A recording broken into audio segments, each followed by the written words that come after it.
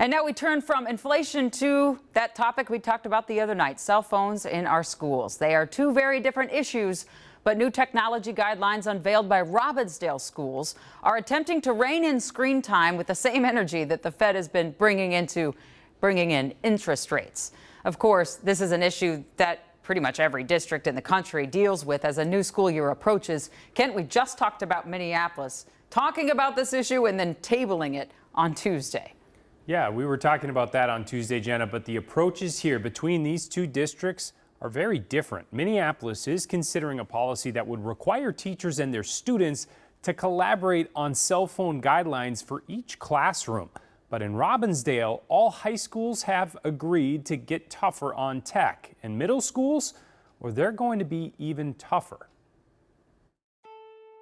The relationship between kids and screens is a tale as old as tech, but ever since the pandemic. I mean, it's been out of control. I have 4 kids of my own and 2 that are seniors, and they're on their phone constantly. And as a principal responsible for thousands of students at Armstrong High School in Plymouth, Eric Norby says phones have quickly gone from distraction to detrimental. I see isolation, and I see a lot of cyberbullying, and a lot of times it happens during the school day. It was becoming a point of that they weren't even listening to the teacher if they had their phone out. The teacher would reteach and reteach. The kids would ask the same question. They're not paying attention. In years past, Armstrong and all Robbinsdale schools have communicated their expectations for cell phone use, but it was always short on consequences. It was very vague, and it was just discretionary. We just did whatever we wanted to. Now we kind of have the plan. In a letter to parents, he and other principals outlined a 3-strike policy for unauthorized cell phone use in class. It begins with a warning, but escalates quickly. If it happens again in the same class period, the teacher will redirect the student and then call home, make a contact with the parent.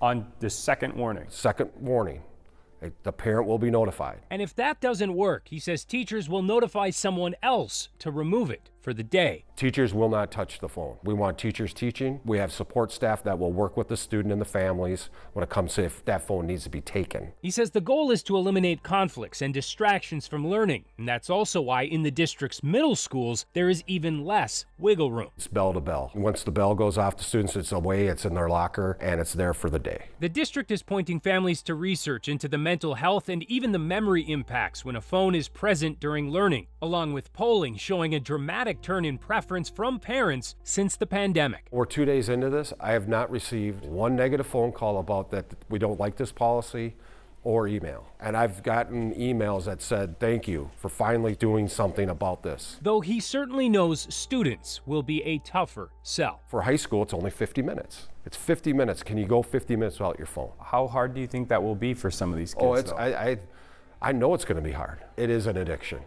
And I see it very clearly in a school every day. And I think that we have to do something to stop the addiction. That first couple of weeks, it's going to be kind of tough. We anticipate that we're going to have to reteach, talk to kids about the why. And I feel like that once we get into it, it'll be fine.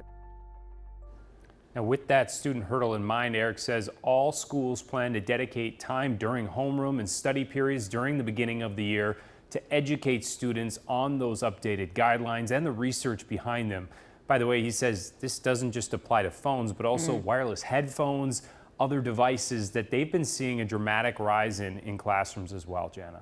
And so, as you point out, differences between middle school and high school levels, but the high school student, will they be able to access that phone if they had to?